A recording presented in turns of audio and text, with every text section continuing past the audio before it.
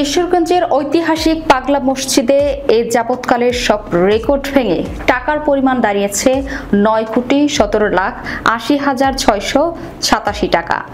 শনিবার সকাল 7টা সিন্দুক খোলার পর দীর্ঘ 8 ঘন্টা গণনা শেষে বিকেল 5টায় মোট টাকার পরিমাণ জানা যায়।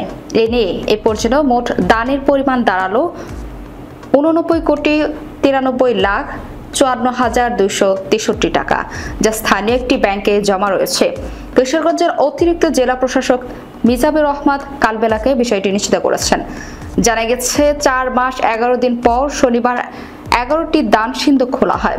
পরের সকাল 9টায় মসজিদের দ্বিতীয় তলার মেঝেতে ঠেলে শুরু হয় গণনা কার্যক্রম। এর আগে ব্যাংকে 80,75,73,566 টাকা ছিল। পাগলা মসজিদের দান বাক্সের রেকর্ড পরিমাণ টাকা আবার নিষ্পাম্য টুকরো টুকরো করে দিয়েছে মহসিন। সিন্দুক খোলার পর সবার চক্ষু চড়ক গাছ। সিন্দুক থেকে বের হয়ে আসে কারি কারি টাকা। বস্তার অঙ্কে টাকার পরিমাণ দাঁড়ায় 28 বস্তা। গণনায় অংশ নেন 247 শিক্ষার্থী।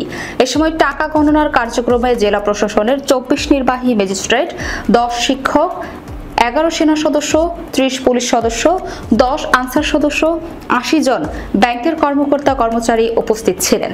প্রতিবার 3 মাস পর পর খোলা হলেও এবার 4 মাস 11 দিন পরে খোলা হয়েছে পাগলা মসজিদের দান সিন্দুক।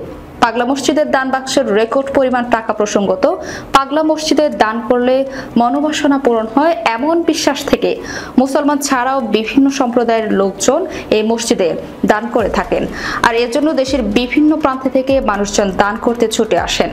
শুধু টাকা পয়সা না, এখানে টাকার পাশাপাশি সোনার উপর অলংকার সহ বিদেশি মুদ্রাও দান করে থাকেন।